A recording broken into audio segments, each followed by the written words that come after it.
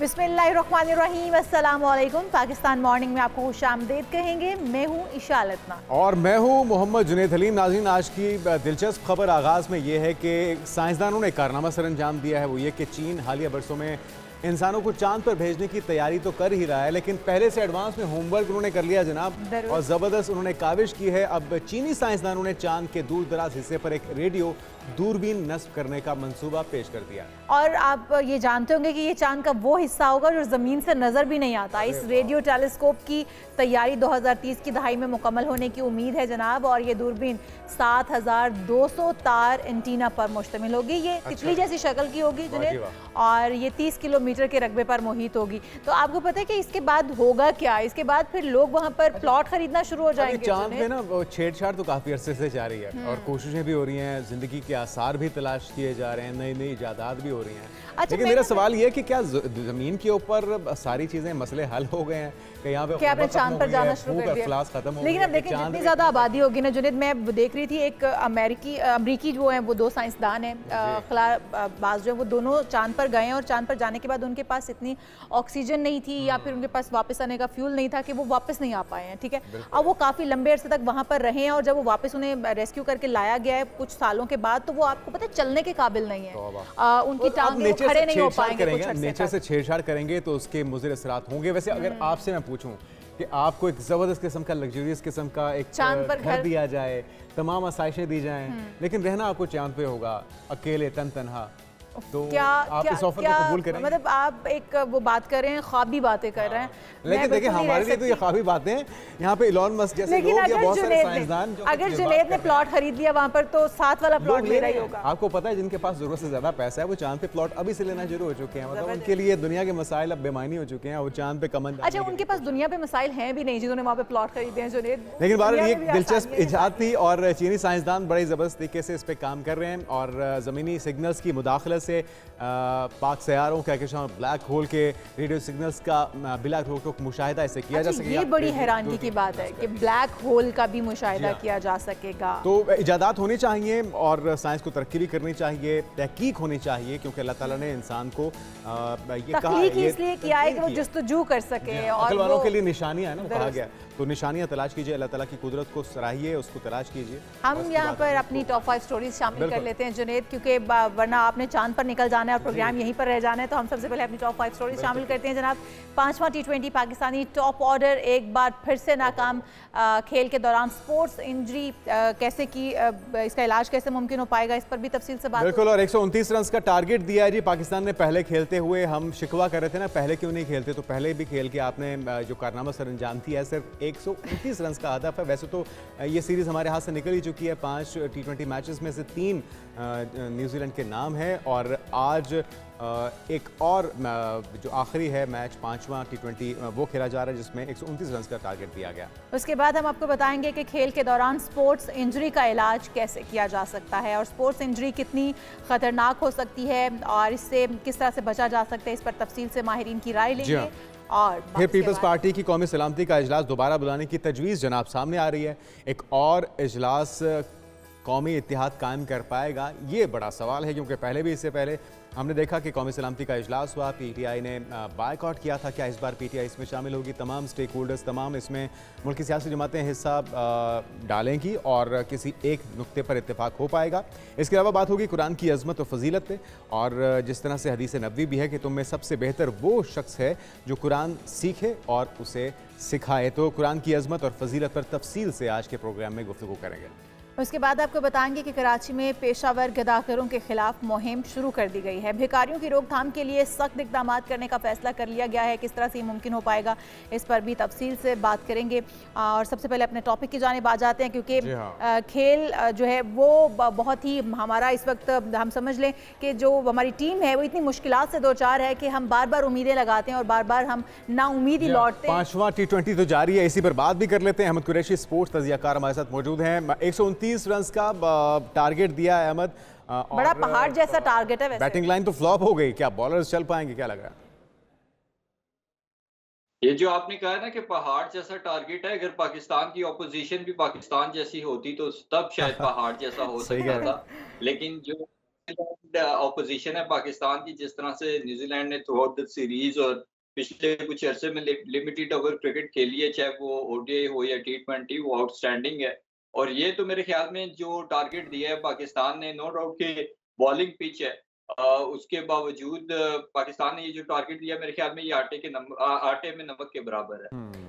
ऐसा ही अहमद, लेकिन हम लोग तो अब उम्मीद ही नहीं रखते हैं, एक के बाद एक हमारा जिस तरह से बल्लेबाज जाता है, हम तो उम्मीद ही नहीं रखते अपने बल्लेबाजों से कि वो कोई परफॉर्मेंस दे पाएंगे। 129 रन का पहाड़ मैं इसीलिए कह रही थी क्योंकि ना होने से कुछ होना बेहतर है। आज जितनी परफॉर्मेंस उन्होंने दिखा दी है, इससे पहले तो इतनी भी नहीं थी। पिछले मैच में आप देख ही चुके हैं। हमारे क्या समझते हैं आप, हमारे जो बॉलर हैं वो चल पाएंगे, वो कुछ काम कर पाएंगे, कोई खेल दिखा पाएंगे? देखिए, मसला सारा यही है कि पहले आपकी बॉलिंग बहुत आउटस्टैंडिंग थी। आपकी बॉलिंग आपकी बैटिंग और फील्डिंग की खामियां छुपा लेती थी। आप कम टोटल भी करते थे तो आपकी बॉलिंग उस टोटल को डिफेंड कर देती थी और आप मैच जीत जाते थे। लेकिन अब आपकी बॉलिंग भी आपकी बैटिंग से पैथेटिक हो गई है, तो फिर आपको हर तरफ से ही मार पड़ रही है।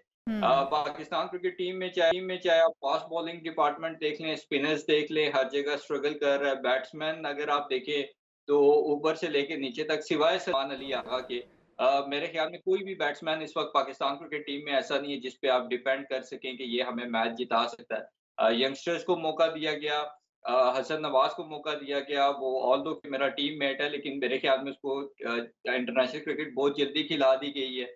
और उसका मतलब एक जब उसका ग्रूमिंग का टाइम था कि वो इंटरनेशनल क्रिकेट के लिए तैयार हो रहा होता, तब आपने उसको इंटरनेशनल क्रिकेट खिला के वैसे ही उसका दिमाग खराब कर लेकिन दिया है अहमद कि नहीं वो समझते कि सीरीज से अगर इनको अभी मौका दिया गया है तो वक्त से पहले इन पर तनकीद नहीं करनी चाहिए। अभी तो वक्त दिया है हमने, और एक दो बार तीन बार तो आजमाने का मार्जिन होना चाहिए, हमें देना भी चाहिए, ताकि ये प्लेयर्स जो है वो अपने अंदर निखार पैदा कर सकें। डेफिनेटली कुछ प्लेयर्स जो है वो पहली बार जा रहे हैं इंटरनेशनल क्रिकेट खेलने के लिए, तो थोड़ा सा उनके ऊपर प्रेशर तो होगा, ज़हनी तौर पर भी एक दबाव होता है, और फिर जब अगली टीम इतनी तगड़ी हो तो फिर तो थोड़ा बहुत प्रेशर में वैसे ही आ जाते हैं प्लेयर्स। आपकी बात बिल्कुल ठीक है, लेकिन एक प्लेयर को खेलते हुए पता चल जाता है कि ये इंटरनेशनल क्रिकेट के लिए रेडी प्रोडक्ट है या नहीं।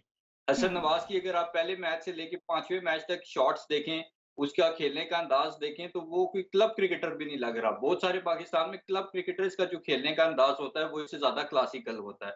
अनफॉर्चुनेटली जिस तरीके से वो खेलता आ रहा है, वो तो हम सबके सामने है। तनकीद की बात आपकी ठीक है कि यंग बच्चे हैं, इनको भेजा भी न्यूजीलैंड के टूर पे है, लेकिन कम से कम कोई खेलते हुए कोई प्लेयर बिल्कुल। ये तो लगे ना कि ये इंटरनेशनल ये प्लेयर है। पाकिस्तान टीम का बिल्कुल हिस्सा ही है, वो कोई अंडर 19 में नहीं खेल रहे, और बिल्कुल उन्हें परफॉर्म करना चाहिए। लेकिन एक सुफियान प्लेयर है मुकीम हो गए, अहमद या फिर उस्मान, इस तरह के जो खिलाड़ी जिन्हें मौका ही नहीं मिला, आपको नहीं लगता कि हार तो गए थे, सीरीज हाथ से निकल गई थी, इन्हें मौका देना चाहिए था, इन्हें भी खिलाना चाहिए था? देखें, सुफियान के साथ तो ज्यादती की है शादाब की वजह से। शादाब खान की पता नहीं कौन सी ऐसी परफॉर्मेंस या कौन सी ऐसी अदा पीसीबी को पसंद आई हुई है कि वो शादाब खान को एक भी मैच में बिठाने के लिए तैयार नहीं है। अब आज आपने अबरार को बिठा दिया, जिसकी पिछले मैच में 2 विकेटें हैं। शादाब ने पिछले मैच में 49 स्कोर खाया, कोई विकेट नहीं ली। किस बेस पे आपने उसको आज का मैच खिलाया? सुफियान मुकीम, जिसने आप साउथ अफ्रीका और ऑस्ट्रेलिया के टूर पे प्रूव किया कि वो एक आउटस्टैंडिंग बॉलर है, उसके साथ आप ज्यादती करते रहे। आज आपने एक फॉर्मेलिटी के लिए उसको खिला दी है। फिर उस्मान खान की आपने बात की है, देखें उस्मान खान अनफॉर्चुनेटली जितने उनको मौके हैं वो अपने आप को प्रूव नहीं कर सके। ठीक है, अब पाकिस्तान के लिए उन्होंने एक कुर्बानी दे दी है कि यूएई से उन्होंने यहाँ पे शिफ्ट हुए और फिर यहाँ से खेलने का डिसाइड किया, तो फिर अब ये कुर्बानी मेरे ख्याल में पाकिस्तान क्रिकेट पे बहुत महँगी पड़ रही है, पाकिस्तान टीम पे बहुत महँगी पड़ रही है। पीसीबी को इसका लॉन्ग टर्म निकालना पड़ेगा, लेकिन जो बाकी प्लेयर्स हैं जैसे मोहम्मद हारिस हैं, उनके पास एक बड़ी ज़बरदस्त अपॉर्च्युनिटी थी कि इस सीरीज़ में अच्छे से अच्छा परफ़ॉर्म करते, और सैम अयूब की जो एक कमी है, वो पाकिस्तान क्रिकेट टीम में पूरी करते। लेकिन आई स्टिल बिलीव कि हारिस को आपको मज़ीद चांसेस देने चाहिए, क्योंकि सैम अयूब भी सैम अयूब तब बना था जब आपने उसको प्रॉपर चांसेस दिए थे। जहाँ दुरुस्त। तक बात है हसन नवाज, मेरे ख्याल में कि उसको आपको डोमेस्टिक क्रिकेट में भेजना चाहिए, उसको टेक्निक के ऊपर काम करना चाहिए, वो मजीद बैटिंग प्लेयर्स करते को हुए कहीं से नहीं जो है वो मौका देना चाहिए। अच्छा अहमद, हम कल देख रहे थे कि कल तनकीद हो रही थी कि हमारे प्लेयर्स को पहले बैटिंग करनी चाहिए थी, पहले फील्डिंग नहीं करनी चाहिए थी, कि वो टॉस जीत कर उन्हें पहले बैटिंग में आना चाहिए था। आज पहले बैटिंग की, इसके बावजूद परफॉर्मेंस यही रही। क्या समझते हैं, हम पिच को समझ नहीं पा रहे? 5 मैचेस हो गए हमारे, इसके बावजूद हम पिच को अंडरस्टैंड नहीं कर पा रहे, या हमारी स्ट्रेटजी बहुत कमज़ोर थी? किस जगह पर हम लोग ज़्यादा गलत आपको नज़र आ रहे हैं? और फिर वनडे क्रिकेट को किस तरह से देख रहे हैं? देखिए, आज की जो पिच है वो टोटली बॉलिंग पिच थी। आपने शाहीन को बिठाने से पहले क्या पिच नहीं देखी थी? दूसरी बात ये कि आप जो बात कर रही हैं ना कि पाकिस्तान पहले बैटिंग करता रहा है, तो आज तो पाकिस्तान की मजबूरी थी बैटिंग करना, क्योंकि न्यूजीलैंड टॉस जीता था। सो अगर आपकी बैटिंग आ भी जाए पहले, तो इसका ये मतलब तो नहीं है कि बिल्कुल ही आप ब्रेनलेस क्रिकेट खेलें या घरेलू कट्टों की तरह आउट हो जाएँ। पाकिस्तान में अनफॉर्चुनेटली मसला ये है इस वक़्त कि वो प्लेयर्स जो कि मेरिट पे कहीं पे भी नहीं आते। जैसे अब आपने शादाब की प्राइम एग्जांपल है कि वो आप बस अपनी रिश्तेदारियों की वजह से टीम के अंदर आ जाएँ।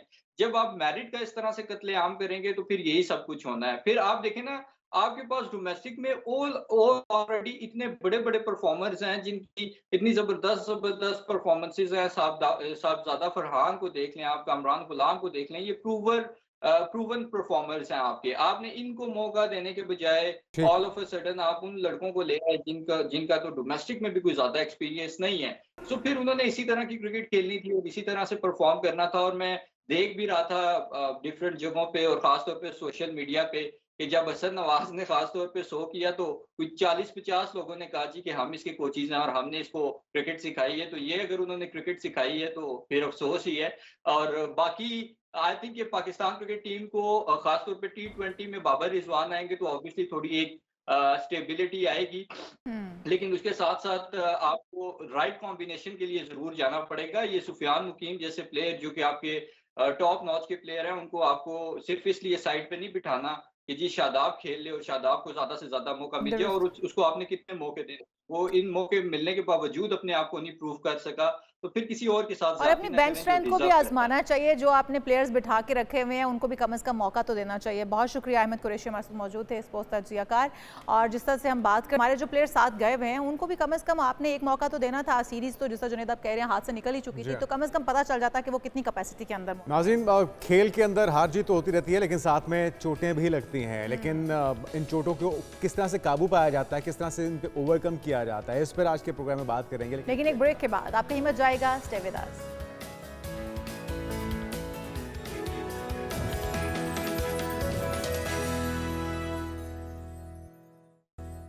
Welcome back. बात करते हैं खेल खेलने की, और खेल खेलने के दौरान तनाव को कम करने के साथ साथ फिट रहने का एक बेहतरीन तरीका होता है और अपने आप को इंसान चुस्त रखता है, तवाना रखता है। और ये डॉक्टर आपकी बहुत सारी परेशानियां जो है वो आप खेल रहे हैं अगर, तो आपकी खत्म हो जाती हैं आपकी, क्योंकि जो एक्टिविटी होती है कोई भी आपकी इस तरह की हेल्थी एक्टिविटी आपको बहुत सारी चीज़ों से निकाल लेती है। तनाव को हम लोग बात कर लेते हैं उन चोटों की जो कि आपको इन सरगर्मियों के दौरान लगती हैं और फिर वो एक लंबा तकलीफदेह मरहला आपका शुरू हो जाता है। इन इंजरीज़ को स्पोर्ट्स इंजरी कहा जाता है। इनका क्या तरीका कार है, किस तरह से इनसे बचा जा सकता है? हमारे साथ डॉक्टर मौजूद हैं, doctor Asad Abbas, sports physician है। वेलकम टू शो कहेंगे डॉक्टर साहब आपको।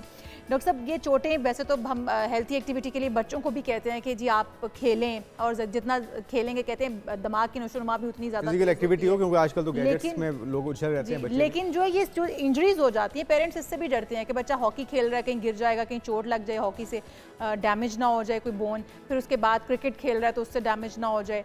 ये कितना ज़रूरी है, किस तरह से क्या बचा जा सकता है? कोई तरीका कार होता है कि या फिर आपको चोट तो लगनी ही लगनी है? देखें, इंजरीज जो है वो दो किस्म की हैं। इनएविटेबल इंजरीज हैं, एक एविटेबल इंजरीज है।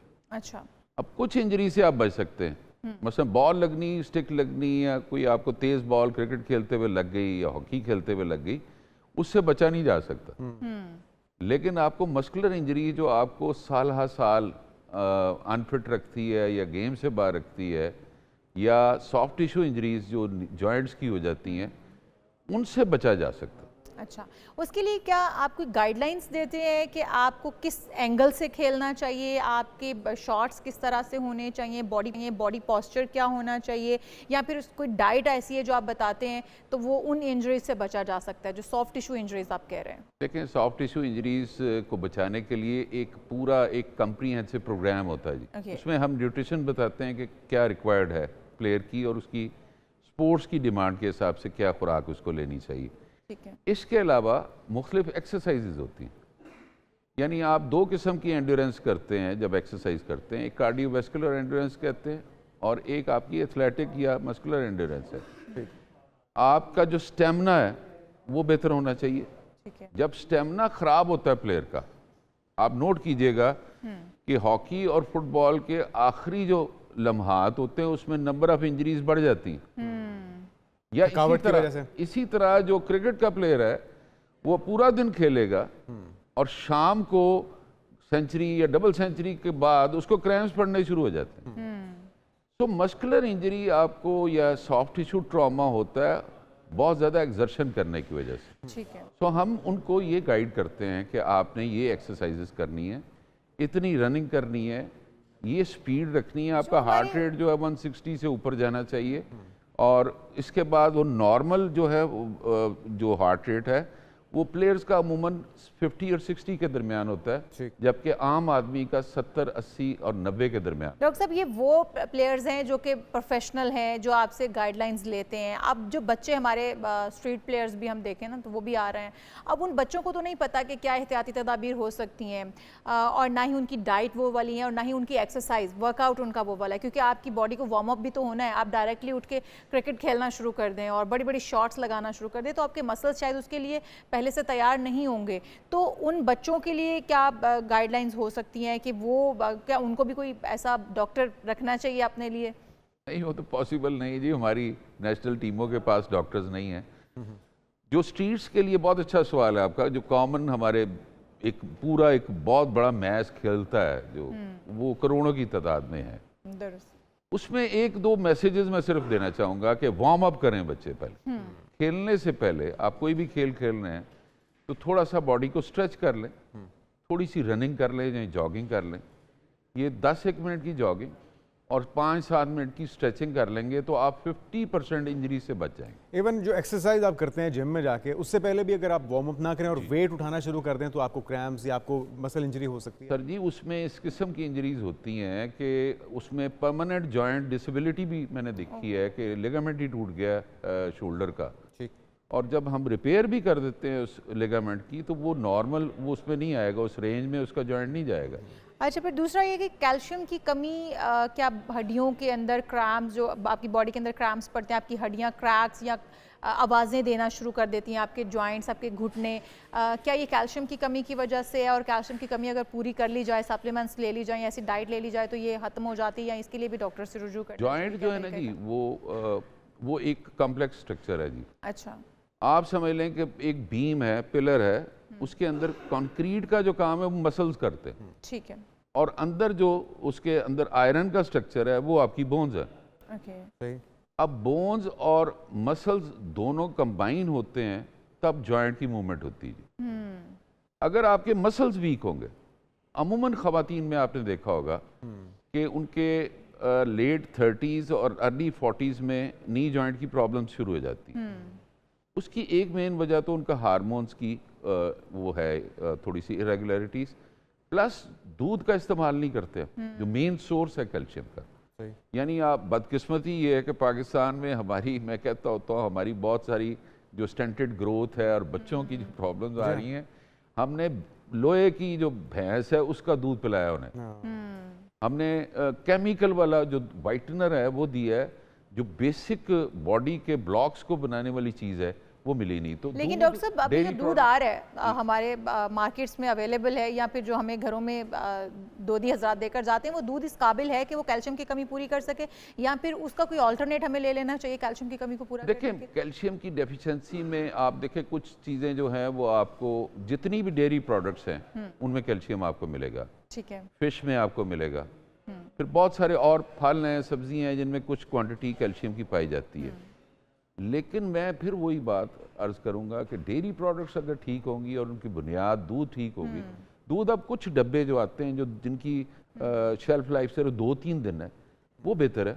अच्छा डॉक्टर साहब, एक और भी चीज़ है कि अमूमी तौर पे बच्चे जिस तरह से खेल रहे होते हैं और खेलते हुए उनको चोट लग जाती है, कुछ तो ऐसी होती हैं चोटें हैं जिनको फौरी तौर पे कुछ ब्लीडिंग हो गई तो आप ट्रीटमेंट करवानी पड़ गई, लेकिन कुछ अंदरूनी चोटें होती हैं जिसको नज़रअंदाज भी कर दिया जाता है। तो कौन सी वो चोटें हैं जिनको नज़रअंदाज बिल्कुल नहीं किया जाए और आने वाले वक्तों में वो बहुत ही नुकसानदेह हो सकती हैं, आपकी पूरी बॉडी को डैमेज कर सकती हैं?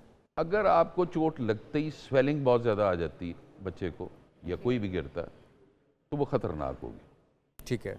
उसमें करना क्या है कि हमारे लोग अक्सर ये करते हैं जी कि वो उसको सेक करना शुरू कर देते हैं या हीट देना शुरू कर देते हैं या ईंट गर्म करके लगानी शुरू कर देते हैं, दही इलाकों में रेत गर्म करके रखते हैं। उलट है इसका निज़ाम।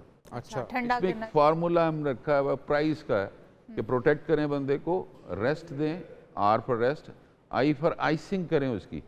आइसिंग आपने 7-8 मिनट की आइसिंग करनी है और किसी कपड़े में या उसमें रख के करें, फिर कंप्रेस कर दें, पट्टी लपेट दें। अगर पेन बढ़ रही है और वो मतलब एकदम तेज़ी से बढ़ रही है तो फौरी तौर पे किसी नज़दीकी हॉस्पिटल में जाके उसका स्कैन करवाएं, एक्सरे करवाएं। कई दफ़ा हमें कट डाउन करना पड़ता है, कंपार्टमेंट सिंड्रोम्स हो जाते हैं। अच्छा। उससे गैंग्रीन डेवलप हो जाती है। सो कई बच्चे हमारे पास आते हैं जिनके कंपार्टमेंट सिंड्रोम की वजह से पाँव ज़ाया हो गए या हाथ ज़ाया हो गए। सो ऐसी सिचुएशन में लोग भागते जाते हैं जराह के पास। अब वो कई दफ़ा होता है कि वो अपने पुराने ट्रेडिशनल तरीक़ों से उसी वक्त पट्टी शट्टी बांध देते हैं और गर्म सा लेप कर देते हैं। So it is totally reverse in the universe now. ये अब जो ऑल टुगेदर चेंज हो गई है साइंस। आपने आइस करना है, अगर चोट आपको सॉफ्ट टिश्यू ट्रॉमा या ब्लंट ट्रॉमा है तो आपने उसको आइसिंग करनी है। It should be done for at least 72 hours after injuries. अच्छा डॉक्टर साहब, छोटे बच्चे, जिस तरह से जुनैद भी कह रहे थे कि छोटे बच्चे जो हमारे घरों में अब खेलना शुरू कर देते हैं, हमें माओं को बहुत हम कंसर्न होते हैं कि क्या कुछ देना चाहिए। दूध एक तो आपने सोर्स बता दिया, बच्चा जब पैदा होता है तब से वो दूध पर ही होता है और 8-9 साल तक तो तकरीबन दूध उनका चल रहा होता है। उसके बाद हमारे वो इस तरह का रूटीन हो जाता है कि हम दूध पीना छोड़ देते हैं। लेकिन क्या दूध सिर्फ काफ़ी है उनकी हड्डियों को, उनके सॉफ्ट टिश्यूज़ को स्ट्रॉन्ग करने के लिए, या फिर हमें कोई सप्लीमेंट्स शुरू करने चाहिए? डाइट में और कौन कौन सी चीज़ें ऐड करनी चाहिए? क्योंकि बच्चे जब खेलते हैं तो गिरते भी हैं, चोटें भी लगवाते हैं और वो उन इंजरी से बच सकें, जिस तरह से आप कह रहे हैं कि पाँव अपने गवा बैठते हैं या इस तरह से बोन्स बाकी की। देखिए, इतनी पाकिस्तान में धूप होती है, मेरा ख्याल है हार्डली 1 महीना है जिसमें धूप नहीं आती, बाकी 11 महीने कड़ाकेदार धूप होती है जी। हम उस धूप का इस्तेमाल ही नहीं करते। बिल्कुल सही। अब उसमें ये होता है कि एक्सपोज्ड होनी चाहिए आपकी स्किन और आपको कम से कम आधा पौना घंटा सन में बैठना चाहिए, सूरज की रोशनी में। बच्चों को नहीं बैठाते हम। नंबर 1 एक ये करें। नंबर 2, विटामिन डी डेफिशिएंसी हो जाती है। विटामिन डी ऐसा विटामिन है जिसने आपकी कैल्शियम को रोक के रखना है बॉडी में, पकड़ के रखना है। अगर वो कम होगा तो कैल्शियम वैसे ही निकल जाएगा। सो विटामिन डी डेफिशिएंसी, तो विटामिन डी की सप्लीमेंटेशन आ गई। बच्चों के ड्रॉप्स होते हैं, बड़ों के लिए कैप्सूल्स, टेबलेट्स आ गई हैं, वो इस्तेमाल कर सकते हैं आप। उसके अलावा जो आपकी डेयरी प्रोडक्ट्स हैं, मैं अगेन वही कहूँगा कि वो ज़रूर इस्तेमाल करें। हमारे यहाँ 90% अब गरीब लोग हैं, सिर्फ 10% रह गए हैं। तो मेरा ये मैसेज है उनके लिए कि जो घर में पकता है उसको बगैर मसाले के जो भी पके वो बच्चे को दें। बिल्कुल सही। स्पेसिफाइड जो आपकी डाइट तो सारी की सारी दें, वो मक्खन है, दूध है, दही है, सारी चीजें, पनीर है, वो जो चीजें वो दें आप उसको। बेसिक जरूरत उसको इस वक्त प्रोटीन की है, उसको कैल्शियम की है, उसको कार्बोहाइड्रेट्स की है और सम विटामिन्स, आयरन खास तौर पे डेफिशिएंसी होती है। जिंक और आयरन का इस्तेमाल। जिंक और आयरन। बहुत शुक्रिया डॉक्टर साहब, हमारे साथ डॉक्टर साहब मौजूद थे और जिस तरह से बता रहे हैं कि अपने बच्चों को शुरू से हेल्थी डाइट दें और डेयरी प्रोडक्ट्स लाजमी इस्तेमाल करवाएं। उसमें अंडे हो गए, दही होगी, दूध हो गई, पनीर हो गया, ताकि आपके बच्चे कैल्शियम, आयरन और विटामिन की कमी का शिकार। छोटी मोटी जो चोटें हैं उनको तो वैसे ही वो लिफ्ट ना कराएं और ज़रूरत ना पड़े किसी स्वेयर इंजरी की सूरत में डॉक्टर से ज़रूर रुजू करें। हम यहाँ पर एक ब्रेक लेते हैं। ब्रेक से जब वापस आएंगे तो हम बहुत सारे दीगर अहम इशूज़ भी शामिल करेंगे प्रोग्राम में। हमारे साथ रहिए।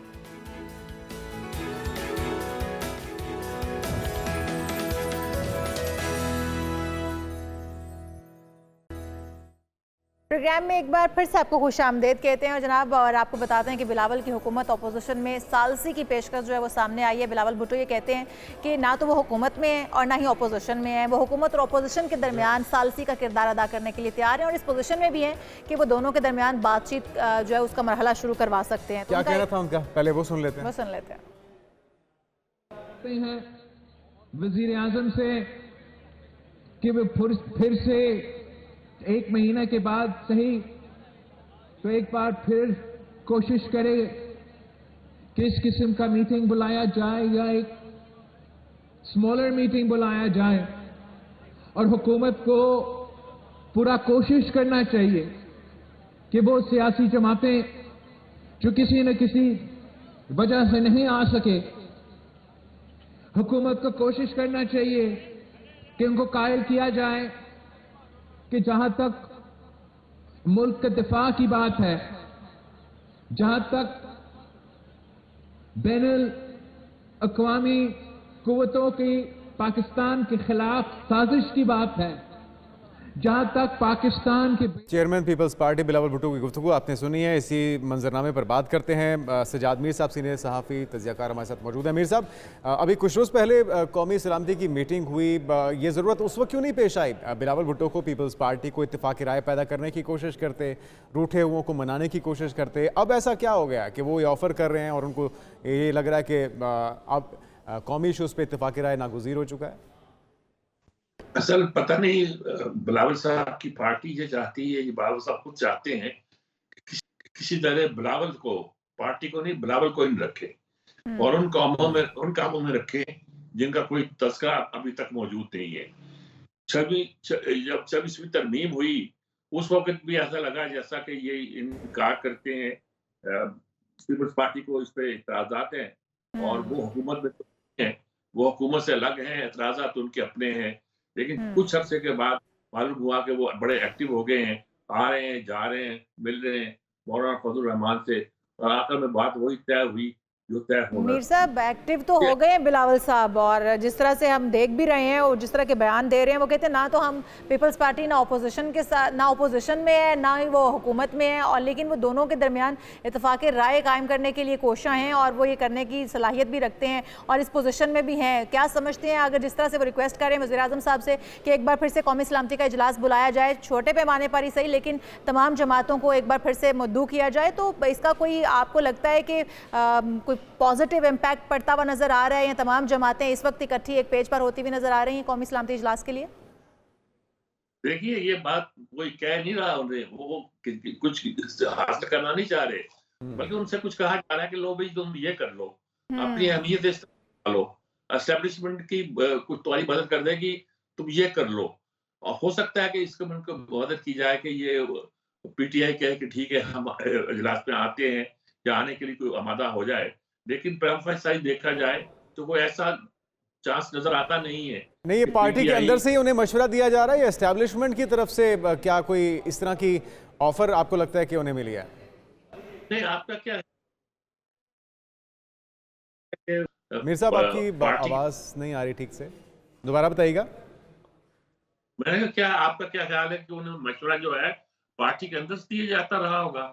क्या वो ये समझते होंगे कि करेंगे, आएंगे, जाएंगे, मीटिंग करेंगे, जेल के दरवाजे वो भी उनके लिए भी खुलेंगे, उनकी भी अहमियत बनेगी, तो क्या ये समझा जाएगा कि उनकी बड़ी अहमियत है और उनके करने पर पीटीआई तैयार हो रही है और उनके करने पर हुकूमत भी सामने आ रही है और वो गोया एक बैलेंसिंग फोर्स है? ये कोई चाहता नहीं है, लेकिन इस तरह का ड्रामा लगाया जा सकता है। लेकिन मीर साहब एक तरह से वो पल्ला झाड़ भी रहे हैं, वो कहते हैं हम तो हुकूमत में भी नहीं है, हम ऑपोजिशन में भी नहीं है, ऑपोजिशन में तो वो नहीं है लेकिन हुकूमत के साथ तो वो हैं, हुकूमत के अंदर तो हैं और इत्तेहादी भी हैं, फिर वो किस तरह से बिल्कुल पल्ला झाड़ कर साइड पे हो सकते हैं कि हम लोग तो सिर्फ सालिसी का किरदार अदा करने के लिए बीच में आ सकते हैं? ये देखिए अहमियत बनाने वाली बात है, हुकूमत में नहीं है, आप प्रेसिडेंट हैं, 2 सूबों गवर्नर हैं, 2 सूबों के वजीर आला हैं और आपने बहुत सी पोस्टें अहम जो है वो आपके पास हैं, और जब एक चीज नहीं मिलती तो आप गौर करते हैं कि हमें नहीं दी जाती, हम मीटिंग करेंगे इस पर और लेकिन फिर जब दिल चाहता है तो आप एहतजाज भी कर देते हैं, सियासत भी कर देते हैं। तो ये है, ये पीटीआई खेल रही है आज से नहीं।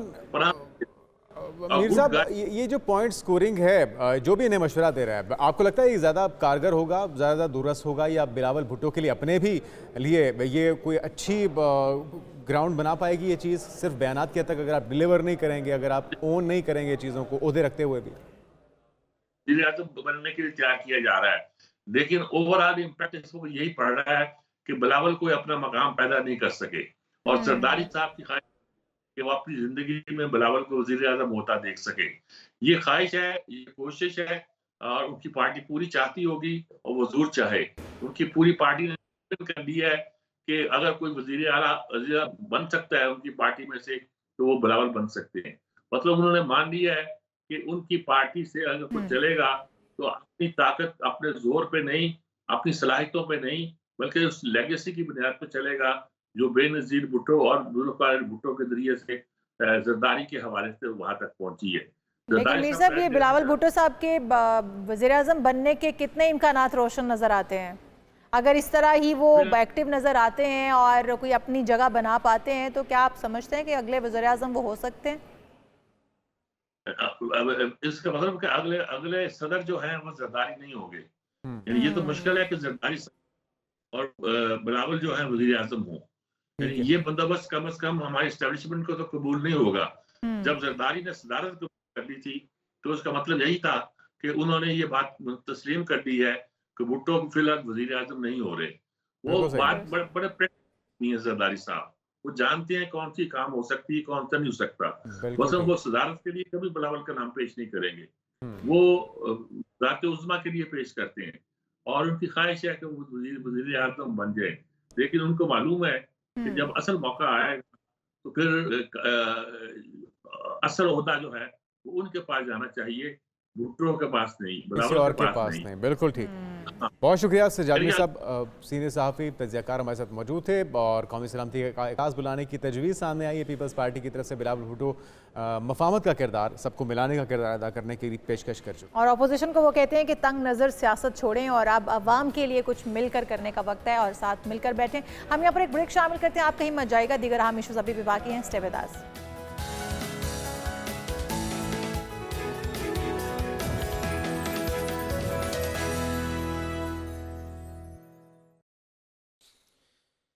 कौन लिखेगा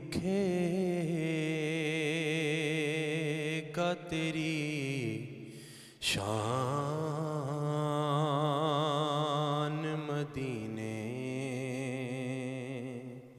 वाले, कौन लिखेगा तेरी शान मदीने वाले, कौन लिखेगा तेरी शान मदीने वाले, तुझसे खालिक की है पहचान मदीने वाले, तुझसे खालिक की है पहचान मदीने वाले, दर्श देना था ज़माने को तेरी मिदहत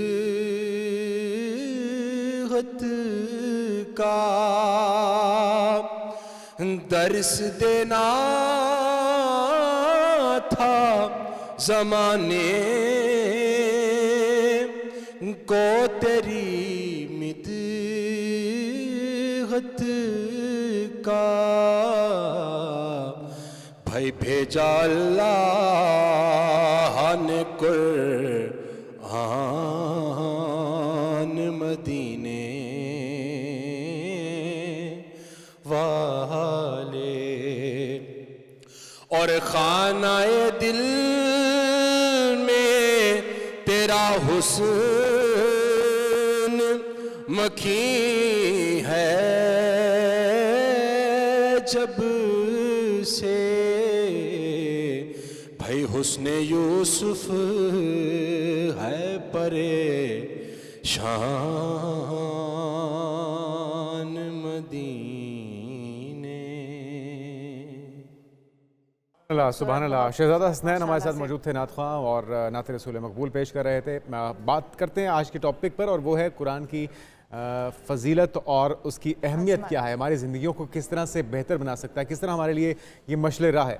हम ये तो मानते हैं कि कुरान मजीद मशअले राह है और अल्लाह ताला ने कुरान मजीद को नाज़िल फरमाया, और साथ ये भी फरमा दिया कि कुरान मजीद क्योंकि मैंने नाज़िल फरमाया और मैंने इसकी हिफाजत का ज़िम्मा खुद अपने ज़िम्मे ले लिया, इसीलिए आज तक जब से कुरान मजीद नाज़िल हुआ और आज और रहती दुनिया तक और क़यामत तक उसमें ज़ेर ज़बर पेश की भी आप गलती नहीं देख पाएंगे। हमारे साथ मौजूद है अल्लामा करामत अब्बास हैदरी साहब, Islamic scholar. Welcome to show कहेंगे अल्लामा साहब आपको। अल्लामा साहब, कुरान मजीद की अज़मत से तो हम इनकार कर ही नहीं सकते। मुसलमान घर में पैदा होने के वक्त जब हम पैदा होते हैं तो सबसे पहले आज़ान की आवाज़ सुनाई देती है, कुरान मजीद के अल्फाज जो है वो हम अपने पेरेंट्स से, अपने घर वालों से सुनते रहते हैं। इसकी फ़जीलत और अहमियत आज के दिन किस तरह से आप बयान कर सकते हैं? तमाम हम्द व सल्ला के जो आलमीन का रब है, लाखों दुरूद व सलाम सरकार मोहम्मद मुस्तफ़ा सल्लल्लाहु अलैहि वसल्लम पर, उसकी आल पर। चूँकि टाइम मुख्तसर है, मैं ये कहूँगा कुरान वो किताब है जो दरस इनकलाब है। माजी, हाल, मुस्तकबिल तीनों ज़मानों पर मुहीत ये अल्लाह की किताब है। जैसे मेरे नबी पाक सल्लल्लाहु अलैहि वसल्लम खातिमुन नबीन हैं, इसी तरह मेरा आका रसूल अल्लाह के बाद कुरान जो है ये खातिमुल कलाम है। मेरे नबी के बाद कोई नबी नहीं आएगा और कुरान जैसी कोई क़यामत तक अब किताब नहीं आएगी। मैं मुख्तसरन ये अर्ज़ कर रहा हूँ, पूरी कायनात का आज ये जो इनकलाब इल्म है, ये जो साइंस है, ये जो टेक्नोलॉजी है, ये हमने कहाँ से लिया है? कुरान से। कुरान पाक। आदम का जिक्र कुरान में, नूस का जिक्र कुरान में, याहिया का जिक्र कुरान में, अनोश का जिक्र कुरान में, सलमान का जिक्र कुरान में, दाऊद का जिक्र कुरान में, ईसा का जिक्र कुरान में, मूसा का जिक्र कुरान में, हवाओं का जिक्र कुरान में, खलाओं का जिक्र कुरान में, जिसके अंदर तमाम बिल्कुल जी कुरान के अंदर है। और ये कुरान मेरे रसूल पूरी कायनात कामयाबी हासिल करनी है तो ज़िंदगियों में शामिल करना पड़ेगा। बहुत शुक्रिया अल्लामा साहब, वक्त की कमी थी, इंतहाई माज़रत। आपका भी बहुत शुक्रिया। आज के प्रोग्राम से इतने, आपसे मुलाकात होगी कल। अपना ख्याल रखिएगा। अल्लाह हाफ़िज़।